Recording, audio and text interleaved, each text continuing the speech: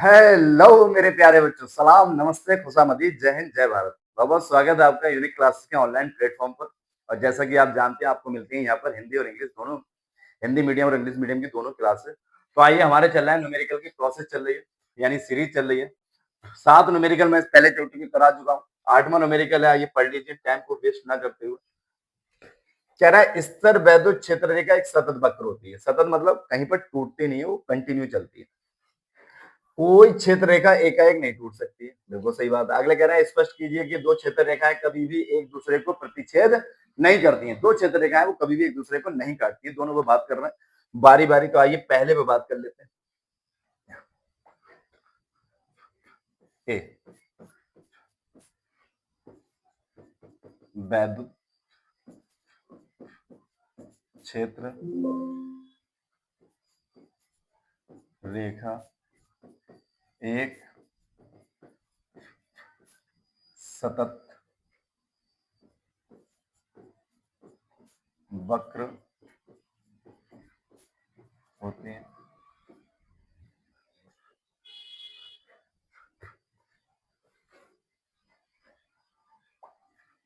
होता क्या है, वैद्युत बल रेखा क्या होती है? जैसे मान लीजिए कोई आवेश है, प्लस क्यू आवेश रखा है, और यहाँ रख लीजिए मान लो माइनस क्यू आवेश रखा है।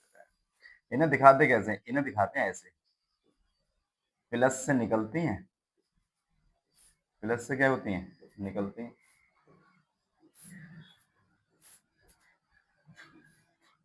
और माइनस पे क्या होती हैं? आती हैं। ऐसे करके आ रही हैं, प्लस से निकलती है, माइनस से आती है। अगर ये मान लो ब्रेक हो जाए, टूट जाए, अगर टूट गई मान लो यहाँ पर, ऐसे करके शुरू हो गई फिर से, तो अगर यहाँ परीक्षण आदेश रख रहे हैं तो इस पर कोई प्रकार का बल नहीं लगेगा। अगर किसी भी प्रकार का बल नहीं लगेगा तो आप जानते हो यहाँ पर वैद्युत क्षेत्र रेखा नहीं होगी, और वैद्युत क्षेत्र रेखा नहीं होगी तो यहाँ पर ये वैद्युत क्षेत्र नहीं होगा। तो इसका मतलब ये बात असंभव है।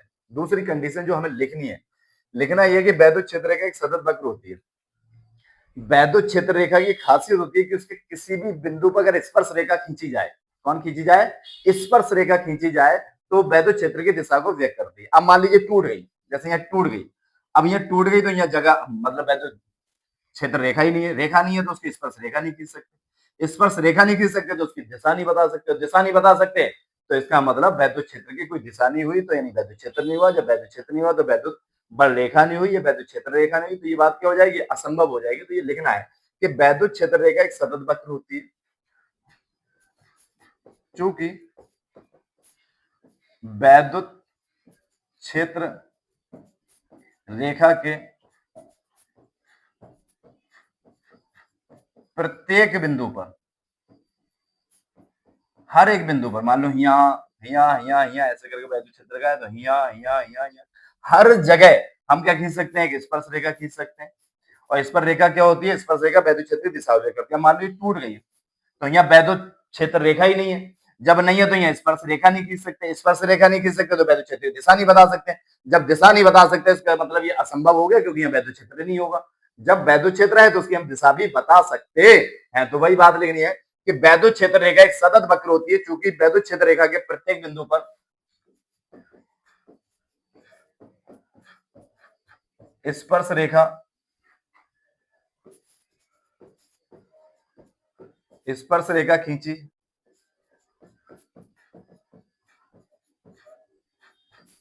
जा सकती है यदि वैद्युत क्षेत्र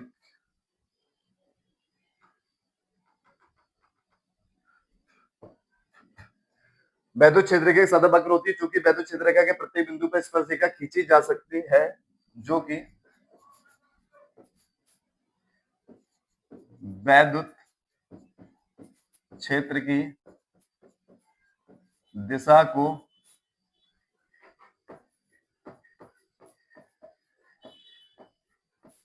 व्यक्त करती है। वैद्युत क्षेत्र की दिशा को क्या करती है? व्यक्त करती है। यदि वैद्युत बल रेखा या क्षेत्र रेखा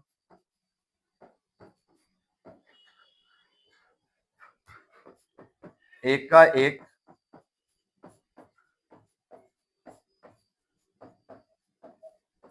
टूट जाती है, टूट जाती मान, अगर ये टूट गई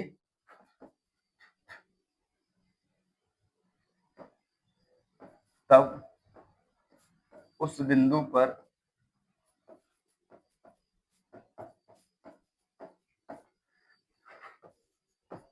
वैद्युत क्षेत्र की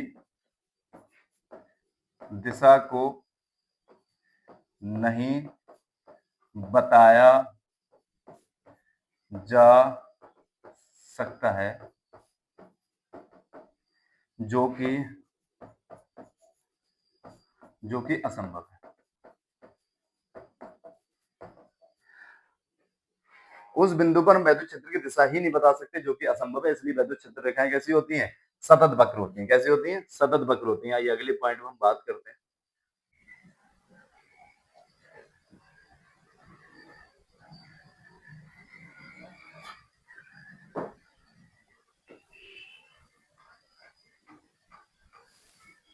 अगला क्वेश्चन कह रहा है, स्पष्ट कीजिए कि दो क्षेत्र रेखाएं कभी एक दूसरे को नहीं काटती हैं।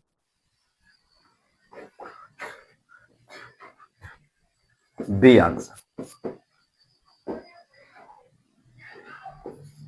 वैद्युत क्षेत्र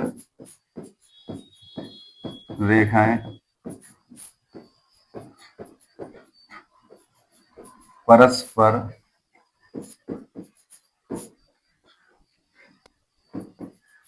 एक दूसरे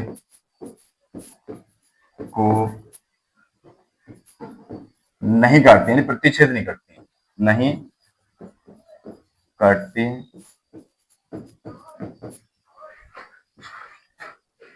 यदि यह काटती हैं तो इसकी दो दिशाएं होंगी,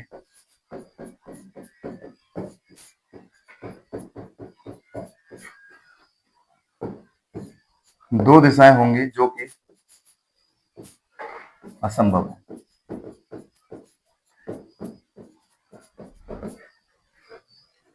कैसे करके आइए बताइए। मान लीजिए एक वैद्युत क्षेत्र रेखा ऐसे जा रही है और एक वैद्युत क्षेत्र रेखा जा रही है ऐसे, दो वैद्युत क्षेत्र हैं ये और ये। अब इसके किसी भी बिंदु पर अगर हम स्पर्श रेखा खींचते हैं, क्या खींचते हैं? स्पर्श रेखा खींचते हैं। मान लीजिए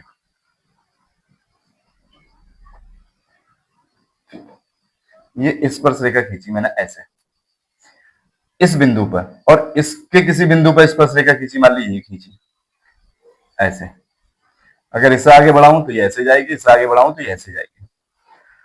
अब अगर दो वैद्युत क्षेत्र रेखाएं परस्पर काट रही हैं तो इनके स्पर्श बिंदु पर खींची गई स्पर्श रेखा वैद्युत क्षेत्र की दिशा को व्यक्त करती है।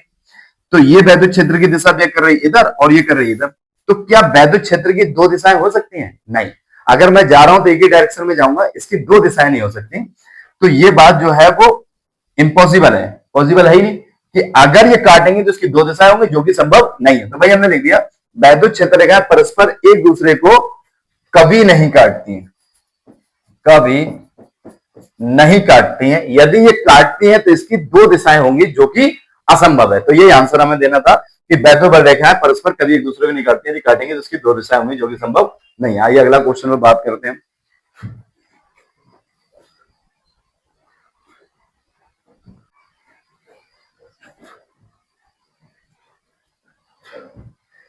देखिए क्वेश्चन कह रहा है दो बिंदु आवेश क्यू ए बराबर 3 माइक्रोकूलम और क्यू बी बराबर -3 माइक्रोकूलम निर्वात में एक दूसरे से 20 सेंटीमीटर की दूरी पर स्थित है। निर्वात का मतलब होता है जहां निर्वात कहते हैं वहां के की वैल्यू 1 होती है, या वायु कहते हैं तब भी के की वैल्यू क्या होती है? 1। के क्या है? परावैद्युतांक, डाइलेक्ट्रिक कहते हैं। दोनों आवेशों को मिलाने के मध्य बिंदु पर वैद्युत क्षेत्र कितना होगा, यानी वैद्युत क्षेत्र की तीव्रता पूछ रहा है। अगला पॉइंट कह रहा है यदि 1.5 × 10⁹ कूलम परिमाण का कोई ऋणात्मक परीक्षण आवेश इस बिंदु पर रखा जाए, कोई दूसरा आवेश इस बिंदु पर रख दिया जाए, तब परीक्षण आवेश पर कितना बल का अनुभव होगा। दो बातें पूछ रहा है, एक तो वैद्युत क्षेत्र की तीव्रता यानी वैद्युत क्षेत्र पूछ रहा है, और कितना बल लगेगा ये पूछ रहा है। तो आओ करते हैं क्वेश्चन बड़ा बढ़िया से, बड़ा अच्छे से करने की कोशिश करते हैं। दो बिंदु आवेश है, मान लीजिए एक बिंदु आवेश यहां पर, ऐसा नाम दे रहे हैं क्यू ए, वैल्यू है 3 माइक्रोकूलम। माइक्रोकूलम आप सब जानते हो माइक्रो में आवेश नहीं होता है, हम कूलाम में पढ़ते हैं। माइक्रो छोटा मात्रक है, लेकिन हम कूलाम पढ़ते हैं ऐसा ही मात्रक। 10 की पावर -6 माइक्रो की वैल्यू होती है 10 की पावर -6। आगे कह रहा है क्यू भी बराबर एक कोई आदेश यहां रखा है, जैसे हम लिख सकते हैं क्यू बी बराबर, ये ए बिंदु पॉइंट होगा और ये बी पॉइंट होगा। क्यू बी इक्वल टू जो दिया है वो दिया है -3 माइक्रोकूलम। फिर वही -3 ऐसे ही माइक्रो का मतलब 10 की पावर -6 कूलम। ये देखिए एक वैद्युत द्विध्रुव बन गया, क्योंकि ये प्लस है और ये माइनस है, दोनों बराबर है। जब दो बराबर और विपरीत आदेश दूसरे के इतने समीप रखे जाए कि एक दूसरे पर अपना प्रभाव दिखा सके, क्या कहलाते हैं? वैद्युत द्विध्रुव कहलाते हैं। इनके बीच की जो डिस्टेंस है वो 20 सेंटीमीटर है। कितनी है? 20 सेंटीमीटर है।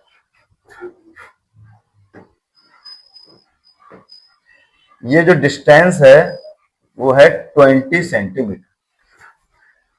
आगे कह रहे हैं दोनों आवेशों को मिलाने वाले मध्य बिंदु या मध्य बिंदु बीचों बीच में। इस मध्य बिंदु का मतलब होगा ये जो बीच की डिस्टेंस है वो 10 सेंटीमीटर इधर रह गई और 10 सेंटीमीटर या 10 सेंटीमीटर इधर रह गई। सेंटीमीटर में मीटर में हम कन्वर्ट कर लेंगे, उससे कोई प्रॉब्लम नहीं। अगला पॉइंट करें थी वो अगला पॉइंट है। पहले पॉइंट में हम बात कर लेते हैं। यहां पर पूछ रहा है वैद्युत क्षेत्र की तीव्रता मान लो। जरा ध्यान से दीजिए, अगर मैं यहां पर कोई आवेश रख देता हूं, परीक्षण आवेश मान ली Q0 रख दिया। कितना रख दिया? Q0 test charge. अब ये प्लस का है तो इसे क्या भगाएगा? इसकी साइड दूर की ओर बल लगाएगा, तीव्रता की डायरेक्शन इधर होगी। और ये माइनस का ये इसको इधर खींचेगा, यानी दोनों की डायरेक्शन किधर है? इधर है। एक पहले से कोई उसे पुश कर रहा है यानी धक्का दे रहा है, दूसरा आके भी उधर ही खींच ले रहा है, वो इधर खींच रहा है ऐसे करके। एक धक्का दे रहा है और एक खींच रहा है, तो दोनों की ताकत, दोनों की पावर ऐड हो जाएगी। हो जाएगी कि नहीं हो जाएगी? तो इसका मतलब इसकी जो तीव्रता इंटेंसिटी है और इसकी भी तीव्रता, दोनों की तीव्रता क्या हो जाएगी? ऐड हो जाएगी। क्या मिल जाएगी? कुल तीव्रता। क्या मिल जाएगी? कुल तीव्रता। तो कुल तीव्रता का मतलब होता है E equal to E1 plus E2 या EA प्लस EB। ए के द्वारा तीव्रता और बी के द्वारा तीव्रता ए प्लस ए बी दोनों की हो जाएंगे ऐड, क्योंकि दोनों की डायरेक्शन सेम डायरेक्शन में है। अपोजिट होती तो माइनस होती। अब ये दोनों इधर पहले ही क्या लग रहा है? पुश कर रहा है और ये उधर खींच रहा है, तो इनकी ताकत क्या हो जाएगी? मिल जाएगी। ई ए की वैल्यू आप जानते हैं क्या होती है? 1/4 पाई एप्सिलॉन क्यू ए आएगा। क्या आएगा? क्यू ए अपॉन ये वाली डिस्टेंस जो है मैं मान लेता हूं R1 और ये मान लेता हूं मैं R2, तो यहां पर आ जाएगा R1 स्क्वायर प्लस इसकी वैल्यू आएगी 1/4 pi epsilon Q V upon R2 square. मुझे लगता है ये समझ में आ रहा होगा। 1/4 पाई एप्सिलॉन 1/4 पाई एप्सिलॉन क्या आ जाएगा? कॉमन, या बाद में कॉमन ले लेंगे, वैल्यू लगाने के बाद कोई दिक्कत नहीं आई, लगा देते हैं। इसकी वैल्यू लगाएंगे 9 इंटू 10 की पावर 9 क्यू ए है आपका 3 इंटू 10 की पावर -6 अपॉन R1। तो R1 बराबर जो है यहां पर वो है 10 सेंटीमीटर। सेंटीमीटर को जब मीटर में बदलेंगे तो 100 से डिवाइड करते हैं, जस्ट क्या बन जाएगा मीटर में? 0 से 0 कैंसिल, 1 0 तो पॉइंट कितने के बाद लगेगा? 1 के बाद, और ये मीटर और पॉइंट से पहले क्या है? 0, तो ये आ गया 0.1 स्क्वायर ऐसे की ऐसे प्लस इसकी वैल्यू भी लगा लीजिए 9 इंटू 10 की पावर 9 क्यू वी की वैल्यू 3 इंटू 10 की पावर -6। ये माइनस है, अपोजिट चार्ज, लेकिन हम इसमें जो वैल्यू लेते हैं इंटेंसिटी वो पॉजिटिव ही लेते हैं। R2 की वैल्यू कितनी है? R2 की वैल्यू भी सेम ही है। कितनी है? 10 सेंटीमीटर। इसे भी बदलोगे तो 100 से डिवाइड, 0 से 0 तो पॉइंट कितने के बाद लग जाएगा और मीटर में कन्वर्ट। R2 भी आ गया 0.1 स्क्वायर ऐसे की ऐसे, बिल्कुल सेम है। देखो ये और ये क्या है? सेम। तो एक कुत्ता और एक कुत्ता कितना हो जाएगा? 2 कुत्ता। अगर हम कुत्ता मान लेते हैं तो ये कितना हो जाएगा? बिल्कुल जस्ट सेम है। देखो ये इतना और इतना क्या है? सेम। तो अगर मैं इसे कुत्ता मान लेता हूं इसे, और एक कुत्ता ये हो गया, तो एक कुत्ता और एक कुत्ता 2 कुत्ते। कुत्ते का मतलब 9 इंटू 10 की पावर 9 3 इंटू 10⁻⁻6। 1 का स्क्वायर 1 होता है, लेकिन पॉइंट 2 के बाद लगेगा। स्क्वायर कर रहे हैं 1 के बाद है, किसके बाद लगेगा? 2 से पहले लगेगा, यानी 2 संख्या से पहले लगेगा। तो अपनी तरफ से 0 लगाना पड़ गया। पॉइंट हटाएंगे, मान लीजिए यहाँ पर कुछ नहीं है, मल्टीप्लाई 1 है, पॉइंट हटाएंगे, ऊपर क्या बढ़ेंगे? 2 0, क्योंकि 2 के बाद पॉइंट। सम जानते हो, 9 दूनी 18, 18 तियां 18 दूनी 36, 18 तियां 54, 54 हो गया इंटू 10⁻9, और ये माइनस की 6, और ये 10, 100 का मतलब होता है 10⁻2। तो 10⁻2 और ये 9 प्लस के जुड़ जाएगी, 9 और 2 कितनी होगी? 11, और ये माइनस की 6 इसमें से लेस हो जाएगी। तो 54 इंटू 10⁻11 में 6 गई तो कितनी बची? 5। पॉइंट इस संख्या में कहीं नहीं है, लास्ट में माना जाएगा। स्टैंडर्ड फॉर्म ये कहती है पॉइंट इधर से 1 के बाद हो, यानी इधर लाना पड़ेगा। इधर से 1 के बाद हो तो इधर कितने स्थान लाए? 1 स्थान। अगर 1 प्लेस लाए हैं तो 1 प्लस की जुड़ेगी। इधर संख्या छोटी करते हैं तो प्लस की जुड़ती है, बड़ी करते हैं तो माइनस की जुड़ती है। तो हमारी जो वैल्यू आ गई वो आ गई इक्वल टू 5.4 इंटू 10⁻6। ये आ गया हमारा न्यूटन प्रति कूलम, इसका यूनिट होता है। ये हमारा आंसर हो गया। कोई दिक्कत, कोई परेशानी? आइए, ये समझ में आ गया होगा, कर लीजिएगा। अगला पॉइंट, इसमें 2 पॉइंट थे भाई, इसमें कितने पॉइंट थे? 2 पॉइंट। अगला पॉइंट ये कह रहा है यदि 1.5 गुणा 10⁻9 कूलम परिमाण का कोई ऋणात्मक परीक्षण आवेश इस बिंदु पर रखा जाए, इस बिंदु पर रख दिया जाए, तो आवेश पर कितने बल का अनुभव होगा? तो आप जानते हो जो ये लगाएंगे वो ये लगाएंगे, क्योंकि दोनों की वैल्यू कैसी है? बराबर है, बस आकर्षण और प्रतिकर्षण का फर्क होगा और कुछ नहीं होगा। तो आओ करते हैं। कितना रखना है? 1.5 इंटू 10⁻9। और कैसा रखना है? नेगेटिव चार्ज रखना है, ऋणात्मक आवेश। तो मैं डायग्राम बना के आपको समझाता हूं। ये एक पॉइंट था ए, एक ये पॉइंट था बी।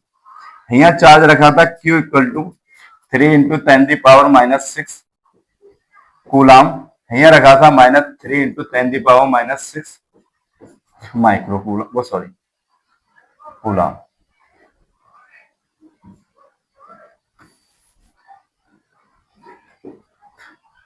-3 into 10⁻6 coulomb. यहाँ एक पॉइंट है, मान लीजिए सी या ओ है, और यहाँ पर मैंने क्यू ओ बराबर रख दिया 1.5 इंटू 10⁻9।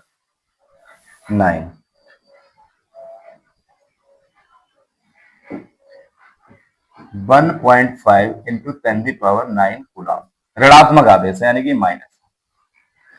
अगर मैं इनके बीच निकालूं तो माइनस माइनस है तो रिपल्सन फोर्स आएगा, यानी रिपल फोर्स आएगा, प्रतिकर्षण आएगा। लेकिन इसके बीच लगाना तो आकर्षण बल आएगा। बस फर्क ये होगा कि यहाँ जो आ रहा है वो अट्रैक्शन फोर्स आ रहा है, और यहाँ जो आ रहा है वो रिपेल आ रहा है। आकर्षण और प्रतिकर्षण आएगा, क्योंकि लाइक चार्ज है और यहाँ पर अपोजिट चार्ज है। अपोजिट होते हैं तो आकर्षण आता है, और लाइक चार्ज एक जैसे होते हैं तो प्रतिकर्षण आता है। लेकिन वैल्यू सेम आएगी, क्योंकि वैल्यू यहाँ और यहाँ क्या है? सेम। यहाँ और यहाँ सेम। और डिस्टेंस कैसी है? बिल्कुल सही है। डिस्टेंस आई थी हमारी 0.1 मीटर, 10 सेंटीमीटर थी। 10 का मतलब 0.1 मीटर होता है। तो आओ निकाल लेते हैं यहाँ पर बल। किसके बीच निकाल ले रहे हैं? एफ ए और ओ के बीच। तो ओ ए लिख देता हूं। फार्मूला वही होता है 9 into 10⁻9, 9 into 10⁻9 into Q1। Q1 की वैल्यू कितनी है? QA। और Q2 की वैल्यू कितनी है? QO, यानी Q0। और अपॉन यहां तक हमने डिस्टेंस मानी थी वो R1 मानी थी, R1 का स्क्वायर। 9 इंटू ये 1/4πε0 की वैल्यू है, आप सबको पता होगी। 9 इंटू 10⁻9 QA की वैल्यू लगाओ कितनी है? 3 इंटू 10⁻6 Q0 की वैल्यू 1.5 इंटू 10⁻9, R1 की वैल्यू 0.1 स्क्वायर, ऐसे की ऐसे। 9 तियां 36 या 15 तियां 45, 4.5 इसकी इससे मल्टीप्लाई कर लिए तो 10⁻, यहाँ 9 है और यहाँ 9 है तो कितनी हो गई? 18। 18 में 6 जाएगी तो 12। भाई प्लस की ऐड हो जाएंगी, माइनस की लेस हो जाएगी। 1 का स्क्वायर करेंगे तो 1 आएगा, लेकिन पॉइंट 2 के इधर से 2 के बाद। पॉइंट यहाँ 1 के बाद है, यहाँ 2 के बाद है, यहाँ पॉइंट लगाओ, पॉइंट से पॉइंट कैंसिल हो जाए, क्योंकि 2 के बाद होना चाहिए ऊपर भी, 2 से पहले या 2 से ही। इसकी मल्टीप्लाई कर लीजिए, अपॉन में की कोई वैल्यू नहीं। 9 पंजे 45 के 5 आना है, 9 चौक 36 होते हैं, 36 और 45 4 हासिल के यानी कि 40 हो गया। 9 पंजे 45 5 4 हासिल, 9 चौक 36 4 40 और जीरो ऐसे की ऐसे इंटू 10⁻12। पॉइंट इसमें कहीं नजर नहीं आ रहा तो लास्ट में नजर आएगा, लेकिन स्टैंडर्ड फॉर्म कहती है इधर से एक के बाद हो तो 1 2 3 यानी कि 3 स्थान लाए, 1 2 3 3 स्थान लाए तो प्लस की पावर जुड़ेगी, उधर ले जाते हैं तो माइनस की पावर जुड़ती है।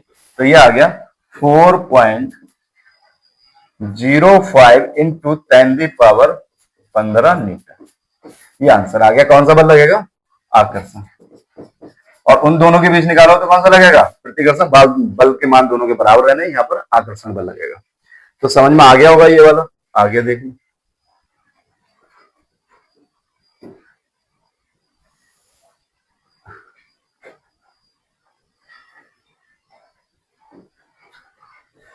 किसी निकाय में दो आवेश क्यू ए बराबर 2.5 इंटू 10⁻⁻7 माइनस 2.5 इंटू 10⁻⁻, क्रमशः दो बिंदु इतने इतने हैं।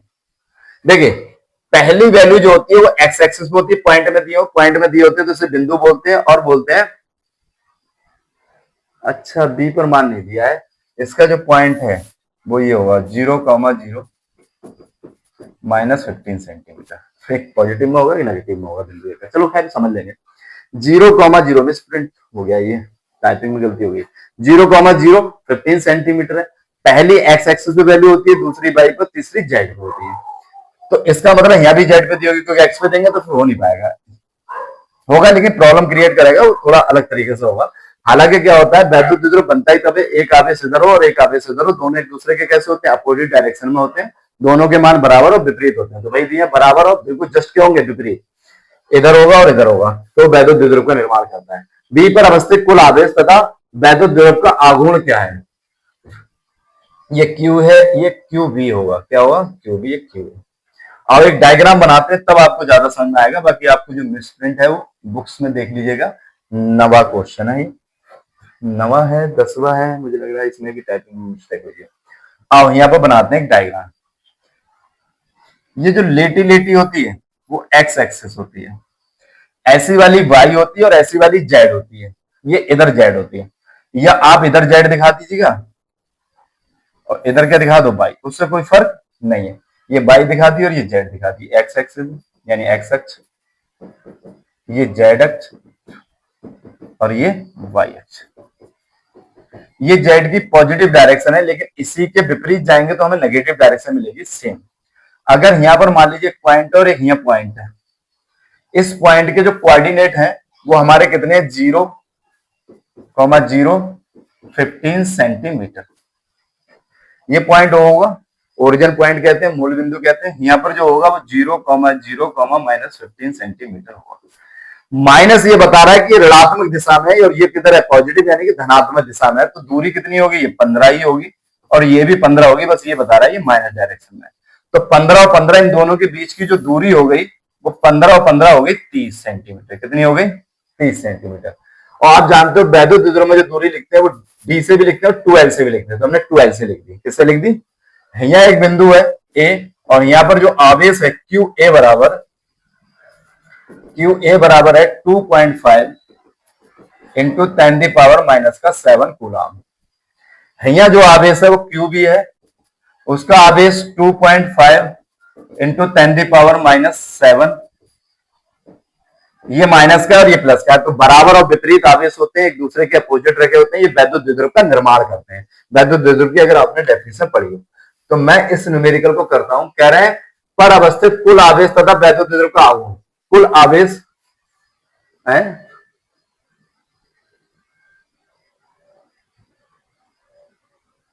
इसमें दो क्वेश्चंस होते हैं। कितने क्वेश्चन है? दो क्वेश्चन।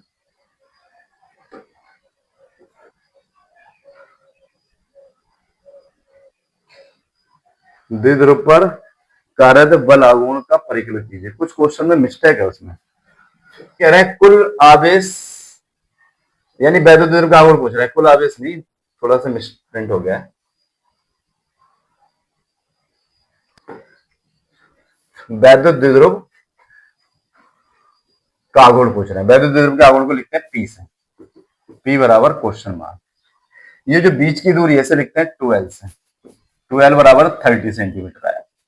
सेंटीमीटर को जस्ट मीटर में बदलने के 100 से क्या करेंगे डिवाइड, मीटर में डिवाइड हो जाए, 0 से 0, 0.10 तो 0.1 के बाद लगेगा, सुंदरता के लिए 0, ये मीटर, ये 12 आ गया।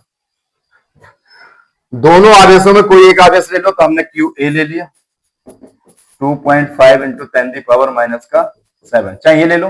वैद्युत द्विध्रुव का आघूर्ण ये होता है वैद्युत द्विध्रुव के किन्हीं दो आवेशों में से एक आवेश का परिमाण तथा दोनों आवेशों के बीच की दूरी के गुणनफल के बराबर होता है। इसका फॉर्मूला ये होता है, मैं यह लिखता हूं तब आपको समझ में आ जाएगा।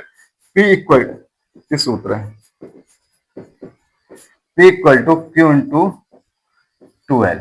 अब Q कुछ भी हो सकता है, Q ले लो चाहे Q भी ले लो, कोई फर्क नहीं है, क्योंकि हम साइन लेते नहीं, वो तो हम बता देंगे किधर डायरेक्शन में होगा।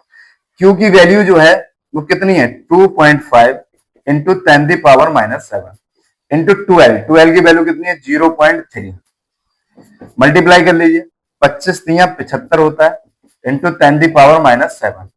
सुंदरता के लिए 0.1 और 1 2 के बाद, दो इधर से 2 के बाद लगेगा या 2 से पहले लगेगा। सुंदरता के लिए स्टैंडर्ड फॉर्म में इधर ले आएगा, हम 7.5 कर दें तो इधर पावर जो है वो माइनस की जुड़ेगी। मैंने आपको पहले ही बता दिया था, इधर लाते तो माइनस की, इधर लाते तो प्लस की। तो ये आ गई 7.5 इंटू 10⁻⁻8। मात्रक इसका कूलाम होता है, इसका मीटर होता है, तो इसका मात्रा हो गया कूलाम मीटर।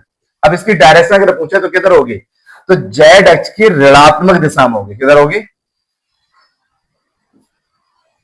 जेड अक्ष की ऋणात्मक दिशा में, किधर, यानी इधर से इधर होगी। सही है, तो कोई दिक्कत नहीं है। हमारा क्या होता है, बीच की डिस्टेंस 12 होती है, हमने एक क्यू मान लिया, एक क्यू भी मान लिया, और यहाँ पर हमने इसे कर दिया। बहुत हौच पौच हो गया, बहुत गंदा गंदा से हो गया, लेकिन करिएगा बच्चों, समझ के थोड़ा सा।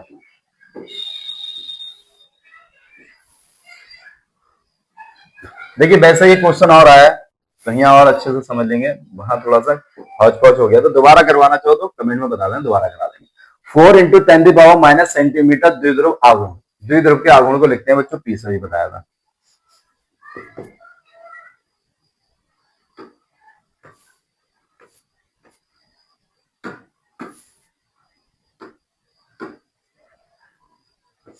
ऐसे लिख दो पी से। 4 इंटू 10⁻⁹ C4 कूलाम होता है, M4 मीटर होता है। द्विध्रुव का आघूर्ण कोई वैद्युत द्विध्रुव 5 इंटू 10⁻⁴ न्यूटन कूलाम परिमाण के से एक समान वैद्युत क्षेत्र की दिशा में रखा है। ये होता है न्यूटन प्रति कूलाम। क्या होता है, ये थोड़ा सा गड़बड़ हो गया है, न्यूटन प्रति कूलाम होता है। ई बराबर फार्मूला होता है F/Q0, तो इसका मतलब न्यूटन होता है, इसका मतलब न्यूटन प्रति कूलाम एक समान वैद्युत क्षेत्र, वैद्युत क्षेत्र को लिखते हैं ई से। क्षेत्र से दिशा से थीटा दिया है, 30 डिग्री एंगल पर रखा है, समरेखित है। द्विध्रुव पर कार्यरत बलागुण, क्या पूछ रहा है, बलागुण। अगर बलागुण पूछे तो टॉ है, और द्विध्रुव आघूर्ण पूछे तो पी। द्विध्रुव आघूर्ण पी होता है, और द्विध्रुव का बलागुण पूछे तो टाउ होता है। क्या होता है, टाउ। अब सूत्र आप जानते हो, टाउ बराबर जो है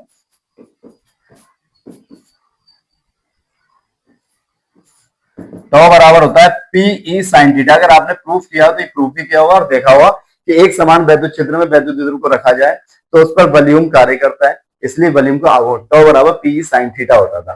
तो पी की वैल्यू जो है वो हमें दी है, कितनी है, 4 इंटू 10⁻⁹ इंटू ई की वैल्यू दी है 5 इंटू 10⁻⁴ साइन थीटा, थीटा की वैल्यू दी है 30 डिग्री। और सॉल्व कर लेते हैं, 5 चौकम 20 होता है, 10 की पावर माइनस की 9 माइनस की 4, सेम चिन्ह जुड़ जाएंगे, -4 -3 9 -13। साइन 30 की वैल्यू 1/2 होती है, याद रखना पड़ेगा, पाई वालों आपको याद करनी पड़ेगी। 200 से काटेंगे 10 टाइम्स जाएगा, 1 ऐसे रहने दो, इंटू 10⁻⁻13 या प्लस की 1, तो -13 + 1 घट जाएंगे, आएंगे उसके इसके ज्यादा किसके, -12, और ये आ गया न्यूटन मीटर होता है इसका मतलब, वो सॉरी, टॉ बराबर F × R। न्यूटन मीटर होता है इसका ही मात्रा, टॉ बराबर। ये हो गया आपका।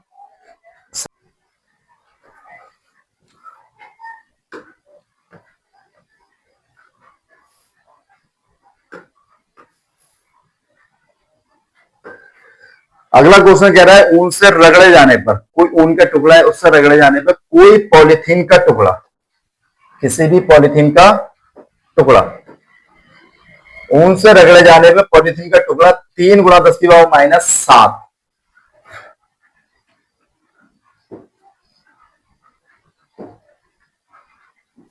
3 इंटू 10 की पावर माइनस 7 कूलाम के ऋणावेश से आवेशित पाया गया।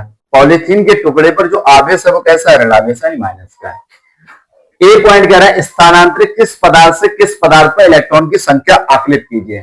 कह रहे हैं किस पदार्थ से किस पदार्थ पर इलेक्ट्रॉन गए और गए तो उनकी संख्या बताइए। संख्या का मतलब होता है N equal to question mark और ये दिया है आवेश, ऋणावेश। बी कह रहा है क्या ऊन से पॉलीथीन में सन्हति का स्थानांतरण होगा। सन्हति का मतलब होता है द्रव्यमान। क्या द्रव्यमान का ट्रांसफर होगा, मास।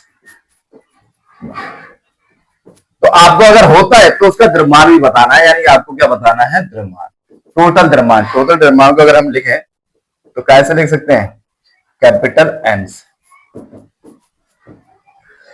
अगर मुझे इलेक्ट्रॉनों की संख्या मिल जाए, मान लीजिए एक इलेक्ट्रॉन का द्रव्यमान जो है वो मेरे को पता है और कुल इलेक्ट्रॉन कितने ट्रांसफर हुए वो मिल जाए तो मैं मल्टीप्लाई करूंगा तो मेरा क्या आ जाएगा, मान आ जाएगा, वैल्यू आ जाएगी। कोई दिक्कत वाली बात नहीं है। कितने इलेक्ट्रॉन अगर ये मिल जाए, देखो कुल द्रव्यमान अगर निकालना है, कुल द्रव्यमान कितना आएगा, तो मान लीजिए एक इलेक्ट्रॉन का द्रव्यमान क्या होता है, M E for electron, M मतलब मास। कितने ट्रांसफर हुए, मान लीजिए एन ट्रांसफर हुए, कितने हुए, एन। तो एक का एम ई है तो दो का दो एम ई होगा, तीन का एम ई, एन का एन एम ई होगा, तो एन निकालना पड़ेगा। सारा काम एन के लिए है तो फार्मूला। अच्छा एक बात, किससे किस पे ट्रांसफर हो रहा है, ऊन से रगड़े जाने पर कोई पॉलीथीन का टुकड़ा, पॉलीथीन का टुकड़ा ये इतने कूलाम से ऋणावेश से आवेशित हो जाता है, यानी इस पर ऋणावेश आ गया टुकड़े पर पॉलीथीन के। तो जिस पर ऋणावेश आता है इलेक्ट्रॉन उसने लिए होते हैं, जिस पर धनावेश होता है उसने इलेक्ट्रॉन दिए होते हैं। यानी देने वाले पर पॉजिटिव आता है, प्लस आता है, और लेने वाले पर माइनस आता है। आप सब जानते हो ये बात। तो इसका मतलब पॉलीथीन के टुकड़े ने इलेक्ट्रॉनों को क्या दिया है, लिया है, क्योंकि इस पर ऋणावेश आया है। तो सीधी सी बात है, कह रहे हैं ऋणावेश पाया गया स्थानांतरित किस पदार्थ से, तो ऊन से किस पर आए, पॉलीथीन पर। एक बात, एक आंसर मिला। इलेक्ट्रॉन की संख्या, इलेक्ट्रॉन की संख्या निकालनी। एक तो ये हो गया कि ऊन से कहां ट्रांसफर हुए, पॉलीथीन पर। तो पॉलीथीन पर कितने हुए, तो फॉर्मूला आप जानते हैं, Q इक्वल टू, एक सूत्र होता है, एक फॉर्मूला होता है, Q equal to N. Q की वैल्यू आप जानते हो, एन ऐसे। ये माइनस तो ये बता रहा है कि इसने इलेक्ट्रॉन लिए, ऋणावेश आया। लगाना चाहो तो लगा के भी कर सकते हो, बिना लगाए। ई की वैल्यू कितनी होती है आप जानते हो, ये जो होता है एलिमेंट्री चार्ज होता है, E4 एलिमेंट्री चार्ज यानी फंडामेंटल चार्ज, मूल आवेश कहते हैं। 1.6 इंटू 10 की पावर माइनस 90। या इनकी वैल्यू निकालनी है तो गुणा वाला सामने वाले के कहां जाएगा, बेटे में। तो it is implies N equal to 3 into 10 की पावर माइनस 7, 10 की पावर माइनस 90। पॉइंट हटाएंगे, ऊपर एक जीरो बढ़ेगा, तो ये आ गया 30/16 इंटू 10 की पावर माइनस 7। ये माइनस की पावर ऊपर जाके प्लस की, 10 की पावर ये भी, 10 की पावर ये, तो जोड़ घट जाएंगे। तो ये माइनस के ऊपर जाके क्या की हो जाएगी, ये हो जाएगी बच्चों प्लस की। इससे काट देते हैं, 2 से काटो, 2 15 और 2 से काटो 8 बार, 8 से काटो, 8 एकम 8, कितना बचा, 7। पॉइंट लगाएंगे, जीरो बढ़ा लेंगे, 70 हो गया। 8 8 64, कितना बचा, 6 बचा, 6 बचा, पॉइंट लगाएंगे, 8 7 56 और 8 पंजे 40। ये आया 1.875। अगर डिवाइड करना नहीं आता है तो ऐसे कर लेना, 8 से डिवाइड करना है, किसे 15 को, पहाड़ा पढ़ते जाना। माइनस की 7 है, प्लस की 19 है, तो प्लस की कितनी बची, 12। आप सब जानते हैं ये बात। ये आ गया हमारा क्या, एन के मान आ गया, यानी इतने इलेक्ट्रॉन क्या हुए, ऊन के टुकड़े से पॉलीथीन के टुकड़े पर ट्रांसफर हुए हैं, यानी कि चले गए। अब इलेक्ट्रॉन जाएगा तो इलेक्ट्रॉन का कुछ ना कुछ द्रव्यमान होता है, क्योंकि पदार्थ का कण है, द्रव्य कण है। द्रव्य कण है तो इसका मतलब उसमें वजन होता है। वजन कितना होता है, एक इलेक्ट्रॉन पर द्रव्यमान होता है एम ई 9.1 इंटू 10 की पावर माइनस 31। अगर इतना किलोग्राम केजी इतना वजन है, अब इतना एक इलेक्ट्रॉन का है तो बहुत सारे इलेक्ट्रॉन अगर जा रहे हैं तो इसका मतलब कुछ द्रव्यमान उसका बढ़ेगा, किसके, पॉलिथीन के टुकड़े का, यानी संहति होगी। तो भाई तो कह रहे हैं इलेक्ट्रॉन की संख्या आकलित कीजिए, क्या ऊन से पॉलिथीन में संहति का स्थानांतरण होगा। बिल्कुल सही बात है, ऊन से पॉलिथीन में वजन जाएगा, द्रव्यमान जाएगा। द्रव्यमान क्यों जाएगा, क्योंकि इलेक्ट्रॉन जा रहा है, इलेक्ट्रॉन का खुद का अपने आप में क्या होता है, द्रव्यमान होता है। कितने द्रव्यमान की संहति होगी, कुल संहति का स्थानांतरण मान ले रहे एम, एम बराबर क्या हुआ, कुल गए इलेक्ट्रॉन, कितने इलेक्ट्रॉन गए, एन इंटू एक इलेक्ट्रॉन का द्रव्यमान एम। अगर एक इलेक्ट्रॉन जाता तो एक एम ही होता, एक इलेक्ट्रॉन द्रव्यमान हमने एन ही मान लिया, दो जाते तो दो एम ही, तीन जाते तीन एम ही, एन गए तो एन एम ही, एन की वैल्यू। अच्छा एक बात, ये कितने आवेश, कितने इलेक्ट्रॉनों की संख्या नौने पौने नहीं होती, ये 10 की पावर 12 से ये नौने पौने क्या होगा, लगभग लगभग हट जाएगा जैसे ही हम इधर लाएंगे। तो अगर इसे मैं कहूं तो लगभग मैं कह सकता हूं 2 गुणा 10 की पावर 12, ऐसे लगभग लगभग कह देता हूं 2 गुणा 10 की पावर इससे, क्योंकि 7 वालों को खत्म करेंगे तो 8.7 पूरे पूरे होते हैं। अगर मैं यहां से जीरो निकालूं, 3 जीरो निकालूं तो यह 10 की पावर रह जाएगी 9, और ये पूरे पूरे हो जाएंगे, कितने हो जाएंगे 875 इंटू ये वाले इलेक्ट्रॉन। तो हमने इस फॉर्म में लिख दिया, स्टैंडर्ड फॉर्म में, इसका मतलब ये नहीं नौने पौने है, ठीक है। तो उसे ऐसे भी लिख सकते हो सकता है बुक्स में ये आंसर दिया। एन की वैल्यू कितनी है, 1.875 इंटू 10 दी पावर 12 है, 12 कितनी है 12 इंटू एमई, एमई की वैल्यू जो है मास ऑफ इलेक्ट्रॉन 9.1, ये याद रखना पड़ेगा, जैसे एग्जाम में तो ये दिया होता है बैक पेज पे बिल्कुल लास्ट में, -31। अब इनकी हमें क्या करनी है, मल्टीप्लाई करनी है, जितना आएगा वो किलोग्राम में क्या हो जाएगा, आंसर हो जाएगा। तो इसकी गुणा तो कर ही लोगे, इतनी बात तो मेरी मान ही लो आप लोग, ठीक है। नहीं हो तो भी कमेंट कर सकते हो, मैं करा दूंगा। अगला क्वेश्चन क्या कह रहा है, अरे यार क्या होता है ये, बार बार क्या हो जाता है। देखिए क्वेश्चन क्या कह रहा है, कह रहा है दो विद्युतरोधी आवेशित तांबे के गोलों ए तथा बी के केंद्रों के बीच की दूरी 50 सेंटीमीटर है। बहुत सही बात है, दो विद्युतरोधी आवेशित तांबे के गोले हैं, एक गोला यहां पर है, मान लीजिए ए है ये, और एक गोला यहां पर है बी, कोई दिक्कत, सही बात। इनकी जो डिस्टेंस है वो कितनी है, 50 सेंटीमीटर है, कितनी है, मीटर में हम बदल लेंगे, कोई दिक्कत नहीं। यदि दो गोले पर पृथक, पृथक पृथक का मतलब होता है अलग अलग, आवेश, ये आवेश होगा, आवेश कितना है 6.5 इंटू 10 दी पावर -7 कूलम, और इस पे भी कितना है 6.5 इंटू 10 दी पावर -7 कूलम। तो इनमें पारस्परिक स्तर वैद्युत प्रतिकर्षण बल, प्रतिकर्षण क्यों लगेगा, क्योंकि दोनों पॉजिटिव पॉजिटिव है, यानी कि लाइक चार्ज है, सेम चार्ज है। अगर एक प्लस होता एक माइनस होता तो आकर्षण लगता, लेकिन ये भी प्लस है, ये क्यू ए है, और ये भी प्लस है, ये क्यू बी है। समझ में आ गया, ये बीच के डिस्टेंस को हम आर से लिखते हैं। कह रहे स्तर वैद्युत प्रतिकर्षण बल क्या है, गोलों के बीच तुलना में गोले ए तथा बी की त्रिज्या नगण्य है। कह रहा है गोले तो है लेकिन उनकी त्रिज्याओं का हमारा कोई लेना देना नहीं है। तो भाई हम तो यही चाहते थे कि उनकी त्रिज्या ना ली जाए, तो उन्होंने नहीं ली। तो यहां से फार्मूला आप जानते हो, इनके बीच लगने वाला बल F जो है वो क्या होगा, F इक्वल टू, ये इसे इधर भगाएगा, ये इसे इधर भगाएगा, दोनों के बीच बल प्रतिकर्षण लग रहा है, तो F बराबर होता है 1/4 पाई एप्सिलॉन नॉट। कोई माध्यम दिया नहीं है, निर्वात कह दियो तो अच्छी बात है, ना कहिए तो और अच्छी बात है।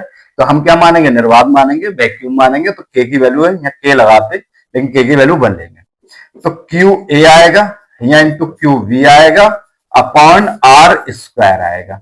इसकी वैल्यू आप सब बच्चे जानते हैं, तो मेरे साथ बोल दो एक बार, 9 गुणा 10 की पावर 9। क्यू ए की वैल्यू आप सबको पता है 6.5 इंटू 10 दी पावर -7 होती है, और क्यू बी की वैल्यू 6.5 इंटू 10 दी पावर -7 होती है। अपॉन आर स्क्वायर होता है, आर ये बीच की दूरी होती है, लेकिन सेंटीमीटर में दी है, इसे मीटर में बदल लेंगे, 100 से डिवाइड करेंगे, मीटर आएगा, 0 से 0 कैंसिल हो जाएगा, एक जीरो तो पॉइंट एक के बाद इधर आ जाएगा आगे एक स्थान मीटर, तो ये आ गया 0.5 का होल स्क्वायर।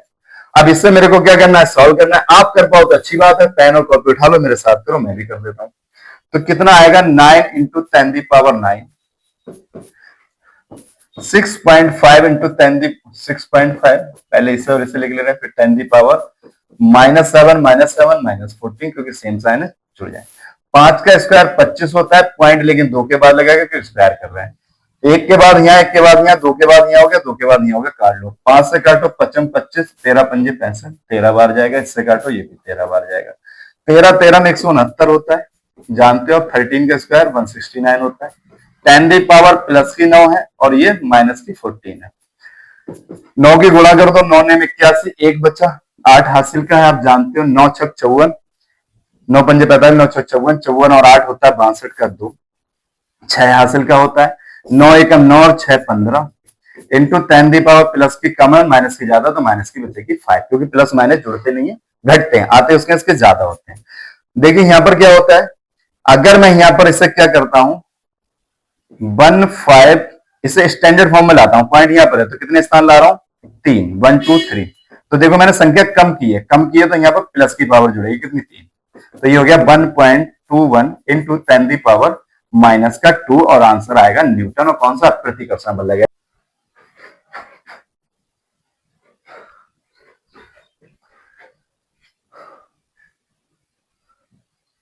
देखिए उसी का बी पार्ट दिया है जो अभी क्वेश्चन किया था हमने।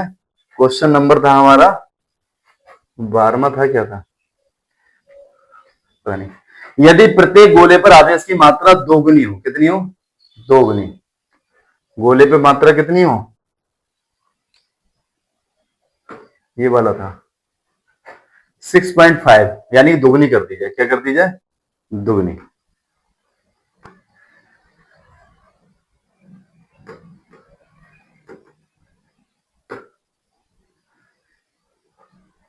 होए गड़बड़ क्यों हो रहा है। 6.5 इंटू 10 की पावर -7,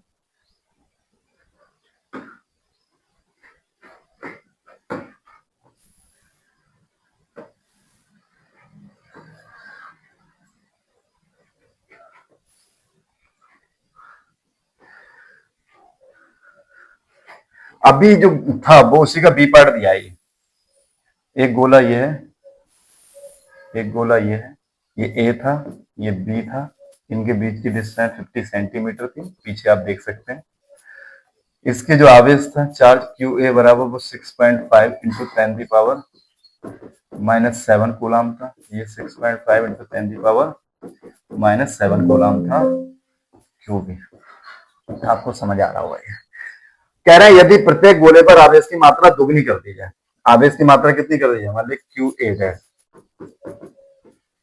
डबल कर दिया जाए क्यू ए का, और क्यू बी डैश दोनों पर जो नया आवेश है उस पर क्या कर दी जाए, डबल कर दी जाए। क्या कर दी जाए, डबल। क्या कर दी जाए, 2 क्यू बी, इस पे इसकी डबल, इस पे इसकी डबल, यानी वैल्यू तो वैसे सेम ही है। बीच की दूरी आधी कर दी है, ये वाली जो दूरी है वो क्या कर दी जाए, आधी, आर डैश। आर डैश बराबर आर बाई 2। आर कितना है, 50 अपॉन 2, 2 से काटो 25, बीच की दूरी 25 सेंटीमीटर आ गई। इसे सेंटीमीटर में बदलने के लिए काम करेंगे, 10 की पावर -2 से गुणा कर दो या 100 से भाग कर दो, ये आ गया आपका आर डैश। ये आप जानते हो, फॉर्मूला लगा दीजिएगा, ये बाद में कर लेंगे, वैल्यू वैल्यू लगा लेंगे, कोई दिक्कत वाली बात नहीं है। लगाइए, F इक्वल टू 9 गुणा 10 की पावर, वही 1/4 नोट की क्या होती है, वैल्यू होती है, ज्यादा घबराने की जरूरत नहीं। क्यू ए की जगह आएगा Q dash, Q A dash और Q B dash upon R dash का स्क्वायर। 9 गुणा 10 की पावर 9। क्यू ए डैश की वैल्यू कितनी थी, 2 क्यू ए, इसकी वैल्यू थी 2 क्यू बी, इसकी वैल्यू थी आर का आधा होल स्क्वायर।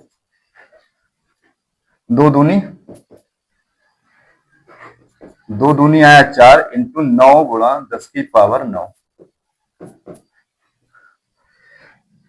इसकी वैल्यू कितनी आई, 2 दूनी 4 पहले ले लिया, 9 गुणा 10 की पावर 9, और क्यू ए की वैल्यू कितनी थी, क्यू ए की वैल्यू थी हमारी 6.5 इंटू 10 की पावर 6.5 10 की पावर -7, और ये आर की वैल्यू जी थी वो कितनी थी, या यहाँ कर लो आर स्क्वायर बटे 2 का कितना हो जाएगा 4। अगर ये वैल्यू नहीं लगानी है तो मत लगाओ और सही हो जाएगा।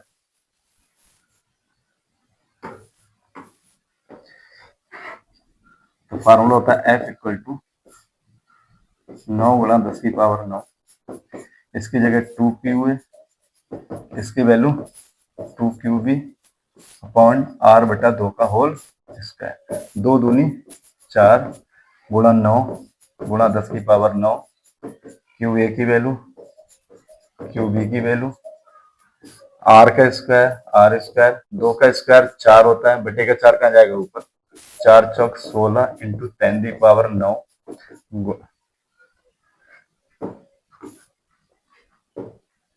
9 गुणा 10 की power 9 Q A into Q B upon R square. इसकी जो वैल्यू आई थी पहले वाले बल का 16 गुना हो जाएगा। कितना हो जाएगा 16 गुना जिसका एफ था, जो एफ की वैल्यू आई थी वो यहाँ लगा देना है। तो हमारा क्या मिल जाएगा एफ डैश, क्या मिल जाएगा एफ डैश मिल जाएगा ये। तो एफ डैश जो है पहले वाले बल का क्या होगा 16 गुना, तो 16 और उसकी जो वैल्यू आई थी वो कितनी आई थी, उसकी जो वैल्यू आई थी 1.5 समथिंग 1.52 इंटू 10 की पावर -2। इसकी मल्टीप्लाई कर दो ये आंसर आ जाएगा। तो आपको ये समझ में आ गया क्वेश्चन। तो जो भी कमी है या जो कैलकुलेशन प्रॉब्लम आ रही है वो कमेंट करिए, मैं कैलकुलेशन भी सिखाऊंगा आपको, टेंशन